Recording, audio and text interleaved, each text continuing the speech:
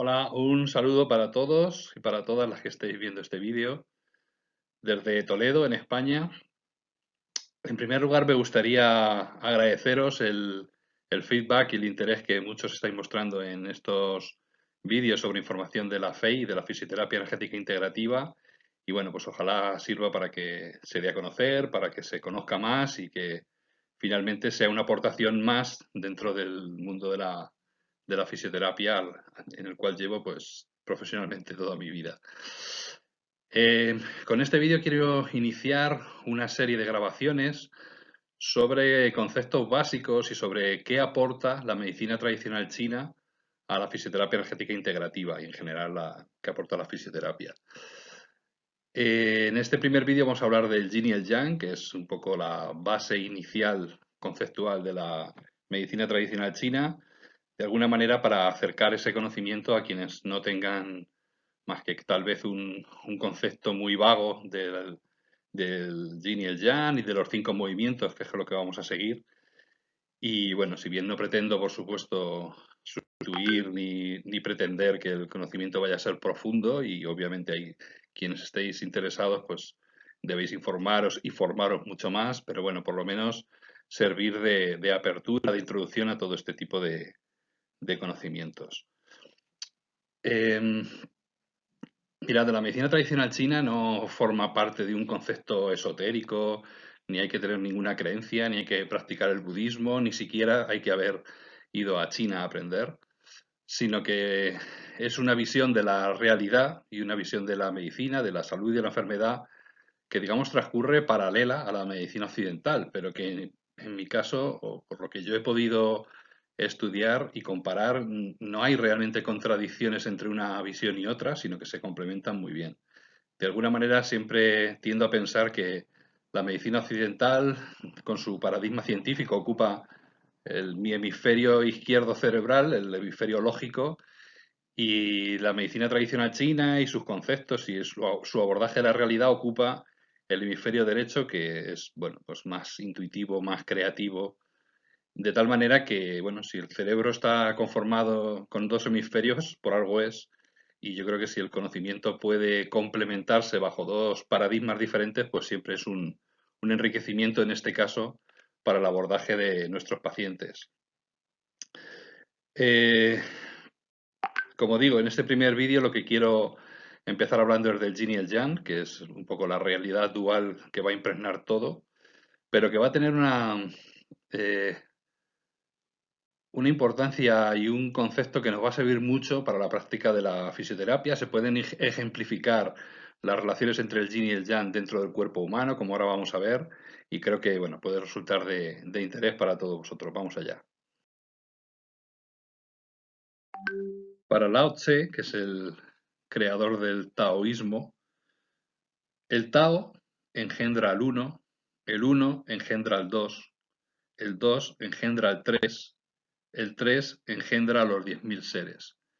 De alguna manera lo que intenta remarcar es que a partir de un concepto único, poco a poco se van desarrollando por división, por así decir, por multiplicidad, pues todos los fenómenos naturales, sean materiales o inmateriales del universo. Os voy a leer también un párrafo que yo creo que es bastante claro como inicio conceptual del yin y el yang. Dice, el cielo fue creado como una acumulación de yang, la tierra fue creada como una acumulación de yin, el agua y el fuego son los símbolos de yin y del yang. El yin y el yang son la fuente de la energía y el origen de todas las cosas en la creación. El yang asciende al cielo, el yin desciende a la tierra. Por tanto, el universo representa el movimiento y el reposo, controlados por la sabiduría de la naturaleza. La naturaleza ofrece la energía para engendrar y crecer, para cosechar y almacenar, para terminar y comenzar de nuevo. Bueno, pues esta realidad dual es la que vamos a intentar profundizar un poco en el día de hoy para tratar de sacar algunas conclusiones que tengan alguna utilidad en nuestro planteamiento. Deciros que yin y yang obviamente no tienen una traducción al castellano y prácticamente ningún término que vamos a emplear en la medicina tradicional china y en general ningún término de la filosofía china tiene esa capacidad de poder ser traducido sin más al español. Cual yo creo que es mucho mejor adentrarse y profundizar en ese concepto para tratar de no traducirlo, sino elaborar un nuevo concepto que nos permita entenderlo mucho mejor.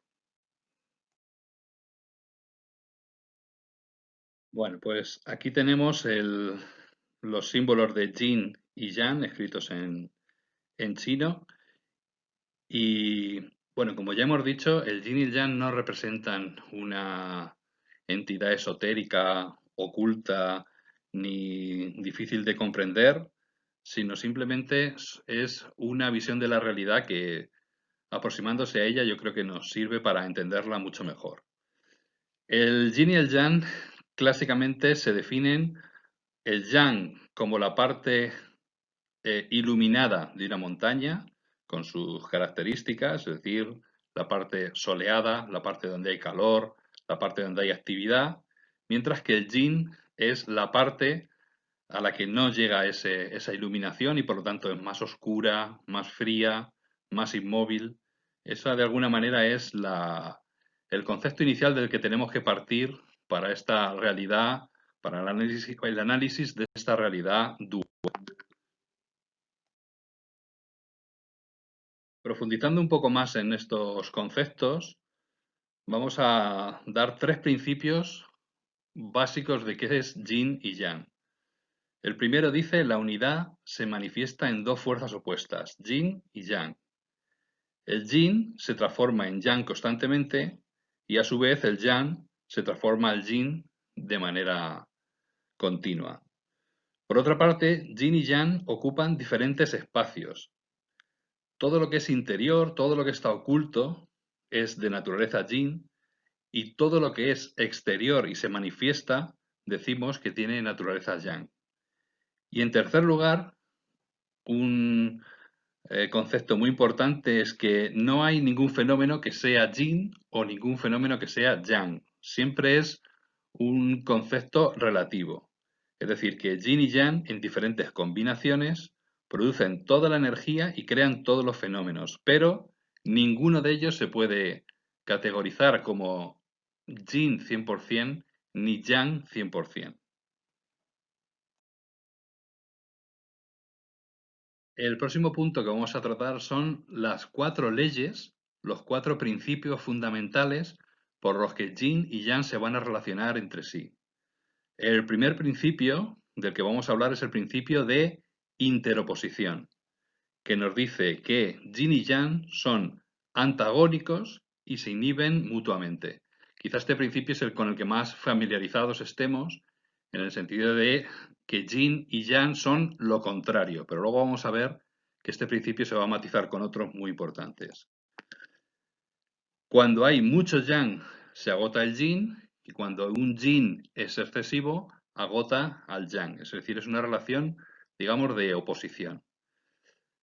Por poner un ejemplo de la aplicación de este principio en el cuerpo humano, podemos identificar la naturaleza del sistema nervioso simpático, el sistema nervioso activador, como la parte yang de nuestro organismo, y el sistema nervioso parasimpático como la parte yin. De alguna manera, obviamente nunca estamos regidos por el sistema nervioso simpático de manera constante ni por el sistema nervioso parasimpático de manera constante. Cuando tenemos una reacción simpática, el sistema parasimpático se inhibe. Cuando tenemos un estado en calma, el sistema parasimpático aumenta su actividad, mientras que el sistema nervioso simpático se va inhibiendo. Este es el primer principio de interoposición entre el yin y el yang. Al principio anterior hay que añadir este segundo principio, que es el principio de interdependencia del yin y el yang, que lo que nos dice es que yin y yang tienen el mismo origen, el Tao, y se generan mutuamente. De tal manera que el yin y el yang en la realidad no pueden separarse por completo, están siempre dependientes el uno del otro. Eh, Como ejemplo, podemos poner la relación entre el chi, que supongo que os sonará como concepto, lo podemos categorizar en este momento como energía, aunque bueno, no es exactamente así, pero la energía, la función sería el chi, y la xue, que es la sangre, la parte material. De alguna manera, la relación entre nuestra energía, el chi, y el xue, la sangre, es interdependiente. Si cuando el chi no es suficiente, finalmente la sangre se ve afectada, y si tenemos alguna alteración en la sangre, también el chi se ve afectado. De alguna manera sería la relación entre materia y energía. El chi sería nuestra parte más energética del organismo y el xue, la sangre, sería nuestra parte más material.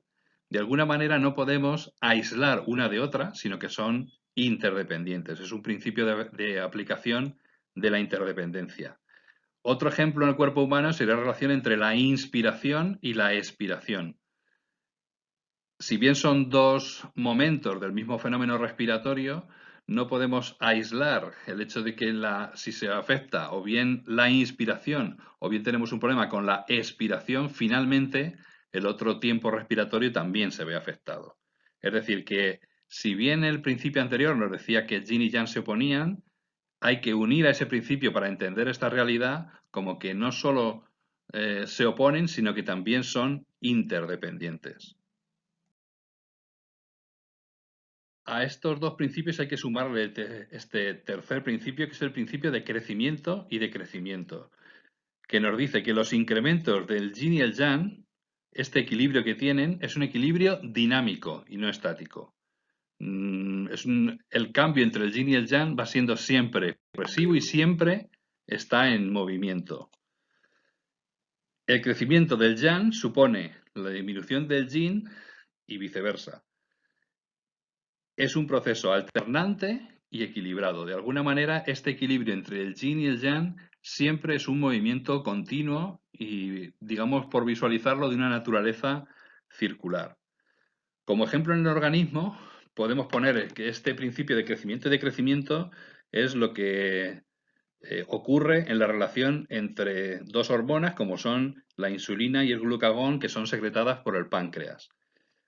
Cuando tenemos la glucosa elevada en sangre, es decir, en el periodo postpandrial, cuando hemos ingerido alimentos, lo que ocurre es que el páncreas secreta la insulina para que la glucosa pase a las células y, en el caso del hígado, que la glucosa acumule esa glucosa en forma de glucógeno dentro del hígado. Este fenómeno se ve compensado cuando ocurren momentos en que la glucosa está muy baja en sangre, en periodos largos de ayuno, en los cuales el páncreas lo que segrega es el glucagón, y el glucagón lo que hace es que ese glucógeno que estaba acumulado en el hígado se rompa en moléculas de glucosa y la glucosa pase a la sangre. Esta relación entre estas dos hormonas serían un reflejo de este principio de crecimiento del yin y el yang. Y el cuarto principio que nos permite comprender o aproximarnos a este fenómeno yin y yang es el principio de transformación mutua, que nos dice que yin y yang se transforman en uno en el otro bajo determinadas circunstancias. Cuando el yin llega al máximo, comienza a transformarse en yang, y cuando el yang llega al máximo, comienza a transformarse en yin.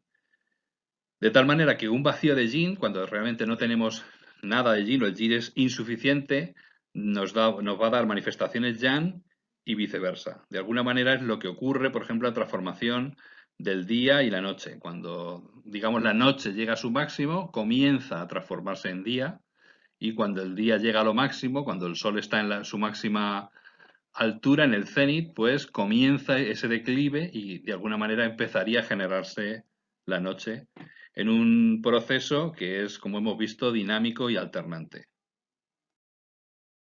De alguna manera es interesante eh, este fenómeno yin y yang llevarlo a lo que nos interesa, que es la fisioterapia, el estudio del cuerpo humano. Podemos hablar de naturaleza yin dentro del cuerpo humano a todo lo que se refiere a la estructura, a lo material, a la anatomía, a todo lo que se refiere a la parte femenina, a lo interior, en el cuerpo a la parte anterior o a la parte inferior, a todo lo que es corporal, a todo lo que se refiere a la sangre, lo que los chinos llaman shui, a momentos en que hay poca reactividad, cuando hay tendencia al frío o en situaciones de insuficiencia y debilidad, hablamos de naturaleza yin. Mientras que la naturaleza yang, por contraste, vendría representada o se identificaría no con la estructura, sino con la función, con la parte fisiológica masculina exterior, que en la parte posterior y la parte craneal o superior, referida a los fenómenos mentales e intelectuales del individuo, a la energía, a una alta reactividad, tendencia al calor y a situaciones de exceso y de conflicto. Hablaríamos también de naturaleza yin en situaciones de pasividad, en sentimientos cuando hay tristeza, apatía, somnolencia, poco tono y poca actividad muscular, situaciones de flacidez, de palidez, con poca sangre, cuando hay poca expresividad, cuando hay situaciones de una fatiga excesiva, baja actividad metabólica, es decir, en principio, en patrones y en situaciones crónicas y en situaciones de vagotonía. Mientras que hablamos de naturaleza ya en el organismo cuando la actitud es activa, hay alegría, sentimientos de alegría, incluso de agresividad. En el sueño cuando hay insomnio, alto tono y alta actividad muscular, espasmos, enrojecimiento, cuando hay gran expresividad, cuando hay mucha actividad, cuando el metabolismo está acelerado y, por lo tanto, en patrones agudos y en patrones dominados por el sistema nervioso simpático. Esta visión yin y yang nos ayuda también a entender las fases de la enfermedad. Toda enfermedad, toda patología pasa por tres fases: la fase aguda, la fase subaguda y la fase crónica, y la relación que se va a establecer entre el yin y el yang nos puede ayudar a entender estas tres fases. En la fase aguda, lo que vamos a encontrar es que hay un exceso de energía. O bien va a haber un exceso de yang, o bien un exceso de yin, o bien un exceso de yin y de yang. Es decir, las patologías normalmente comienzan su sintomatología por una situación de exceso.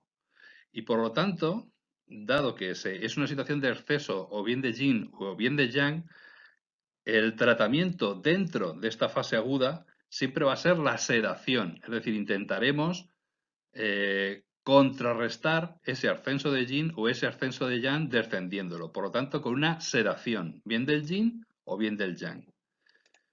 Cuando la fase aguda, o sea, si la fase aguda no conseguimos controlar la patología, llegamos ya a una fase subaguda, ya una fase, digamos, por ejemplo, que lleve una semana de duración la patología, y ahí lo que encontramos es que ese exceso de yin o ese exceso de yang, por los principios que hemos visto anteriormente, afecta a su contrapartida.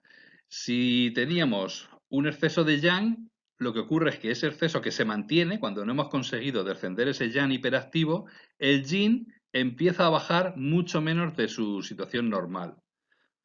Si lo que teníamos era un estancamiento de yin que no hemos logrado superar, lo que ocurre es que el yang empieza a bajar por debajo de sus niveles.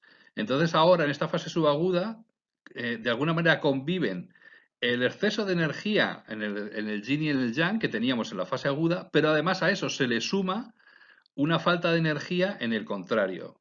Por lo tanto, en este estadio subagudo tendríamos que simultáneamente seguir intentando sedar ese exceso de la fase aguda, sea yin o yang, y tendríamos simultáneamente que tonificar al elemento contrario que se ha visto afectado. Esta sería la fase subaguda. Mientras que una fase crónica, cuando ya la situación persiste más tiempo, lo que ocurre es que tanto yin como yang se van agotando y entonces tenemos situaciones de insuficiencia. Por lo tanto, en una fase crónica lo que hay es una falta de energía y el tratamiento general en esta fase crónica va a ser de tonificar tanto el yin como el yang para que vuelvan a sus niveles normales. De alguna manera, esta relación entre el yin y el yang pienso que nos aporta bastante para entender lo que es una fase aguda, una fase subaguda y una fase crónica de una enfermedad. Bueno, pues llegamos al final. Espero que esta introducción, que obviamente Aquellos que os interese más, pues ahora os voy a dejar algunas referencias si queréis profundizar, aunque hay muchísima, como podéis imaginar, muchísima literatura.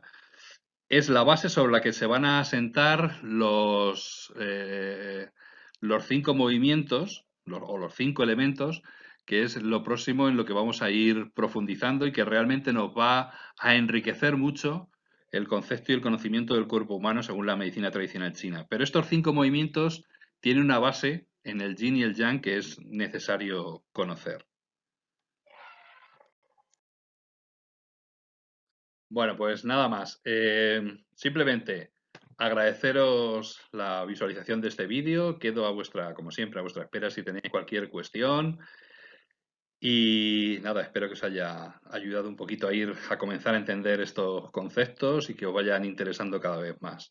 Os dejo 3 referencias de 3 textos muy, más bien os los pongo primero porque son muy interesantes, obviamente, pero también porque son fáciles de conseguir en librerías y, vamos, están perfectamente catalogados. Bueno, los dejo ahí por si queréis ir leyendo por vuestra cuenta, informándoos más y nada más. A partir de aquí, pues seguiremos grabando más vídeos. Muchísimas gracias por vuestro interés y hasta la próxima.